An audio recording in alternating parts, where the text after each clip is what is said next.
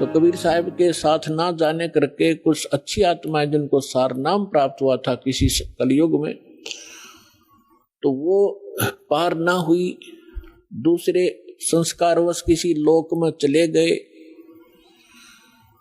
तो उसके लिए परमात्मा कहते हैं शिव मंडल ब्रह्मापुरी, शिव मंडल ब्रह्मापुरी चाहे विष्णु लोक में हो, हमरे गुण भूला नहीं तो आंड छुटाऊं। तो जैसे कोई भक्त इस ज्ञान से परिचित और किसी कारण से नाम खंडित हो जाने से उसकी मृत्यु हो जाती है, तो वो कहाँ जाता है? आपको प्रथम मंत्र में श्री ब्रह्मा जी, श्री विष्णु जी, श्री शिव जी, श्री गणेश जी और श्री दुर्गा जी आदि इन देवों के वो मूल मंत्र दिए जाते हैं जिनसे आपको बहुत लाभ मिलना है। तो उस कारण से आप पार ना हो गए तो इनके लोकों में जाओगे वो सुख भोगने के लिए जो आपको इस प्रथम मंत्र के बेनिफिट प्राप्त हुआ है। ये लाभ आप वहां अक्षीण करने चले जाओगे। वहां जाकर आपको याद आएगा कि ये तो गुरुजी बताया करते थे कि हमने यहाँ का देव पद भी नहीं लेना, राज्य पद प्राप्त नहीं करना, यहाँ हमारे पुण्य नाश होते हैं। तो वहां जाकर फिर वो रोते हैं।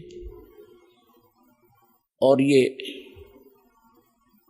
जो प्राइम टाइम होता है इसका सीमा है। जैसे अब जो बिजली पीढ़ी चली है इसका समय निर्धारित है, उसके बाद ये भक्ति नहीं रहेगी। इस बीच जो निकल गया सो निकल गया। तो वो भक्ति जो युग है उसका समय समाप्त होने को होता है, हो चुका होता है और उनकी मृत्यु हो जाती है। वो कोई ब्रह्मा जी के लोक में जा रहा होता है, कोई विष्णु जी के लोक में, कोई गणेश जी के यहाँ अपने इन मंत्रों के पुनों के आधार से, भक्ति के आधार से इनको वहां खाता है, बर्बाद करता है। तो वहां वो रोते हैं। तब परमात्मा जाते हैं, उनको वहां से छुड़वा कर लाते हैं। उनको उस समय मनुष्य दोबारा जन्म नहीं देते, उनको अपने पास सटोक में रखते हैं।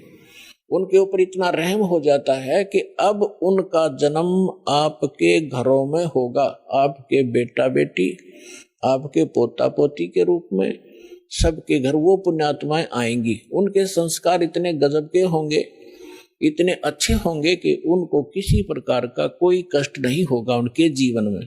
और उनको जन्म से ही मंत्र मिलेंगे, 3 वर्ष के होते ही भक्ति करेंगे और 8 वर्ष का होते उसको सतनाम मिलेगा और फिर 12 वर्ष के बाद, 13 वर्ष के बाद अंतर ही उसको सतनाम सारनाम प्राप्त होगा।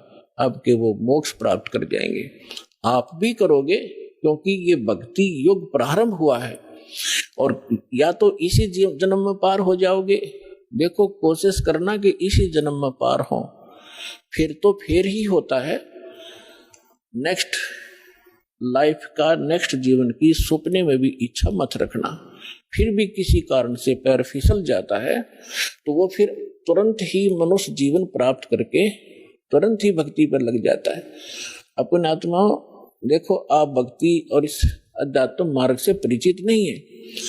अब जैसे यहाँ कितने दुखी भक्त आते हैं, रोगी आते हैं, सब जगह जवाब मिल जाता है, वो यहाँ लेकर आते हैं। हमारे भक्त उनको समझाते हैं कि चलो आप वहाँ ठीक हो जाओगे। तो वो केवल ठीक होने के उद्देश्य से जो आते हैं और वो ये सोचते रहते हैं कि हम ठीक हो जाएं, बस इतना ही हमें चाहिए, तो उनको परमात्मा राहत शीघ्र नहीं देगा। आप ये उद्देश्य लेकर आओ, इस ज्ञान को समझाओ। जिसको भी आप लाते हो अच्छी बात है, ज्ञान समझाओ और ज्ञान समझा के फिर उनको नाम दिलाओ। फिर परमात्मा तुरंत हाथ पकड़ लेता है। और यदि ऐसे ले आते हैं और वो इस उद्देश्य से आते हैं, बुरी बात नहीं है, अच्छा है। यदि वो व्यक्ति नाम, क्योंकि नाम तो हम देंगे ही देंगे, समाधान तो बाद होगा, जो पहले मंत्र दे देंगे। अब नाम जिसने मिल गया और अंतिम सांस गिने, मरना तो उसने था ही, इस मंत्र को एक बार पूरा बोल दे, सुन ले, वहां पर ना बोल सके और मृत्यु हो जा तो भी उसको मनुष्य जीवन मिलेगा। उसमें बीज भक्ति का बूगा।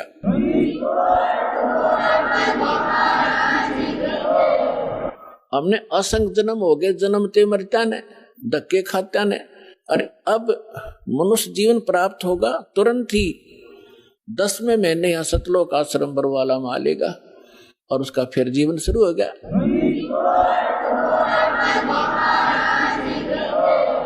ये शरीर तो ऐसा है, आप सदग्रंथों से अपरिचित हैं, अध्यात्म मार्ग से अपरिचित हैं।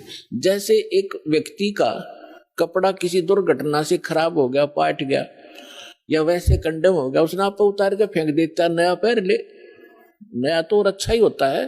तो ऐसे ये पुराना चोला किसी कारण से डिफेक्टिव हो गया, अगर आप भक्ति ढंग से करोगे तो इसको ठीक कर देगा परमात्मा, क्योंकि यह माटी उसी ने चला रखी है, उसी ने मिट्टी से इसको कितनी अच्छा बना रखा है, उसके हाथ में है।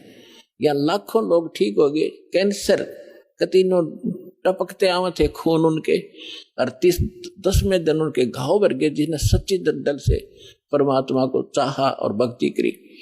तो दास का कोई उद्देश्य आपको बहकाना नहीं, लेकिन सच्चा ज्ञान बताना।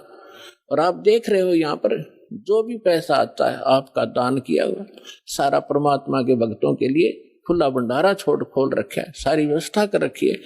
केवल परमार्थ के लिए परमात्मा ने दास को भेजा है। आप भगवान के बच्चे हो, दास भगवान का नौकर है, और नौकर को हमें हमेशा डर बना रहता है कि भगवान के बच्चों को, मालिक के बच्चों को ऐसी धाना हो जा जिससे मालिक रुष्ट हो जाए, उसकी नौकरी को खतरा ना हो जाए। तो दास इस उद्देश्य से आपकी सेवा कर रहा है।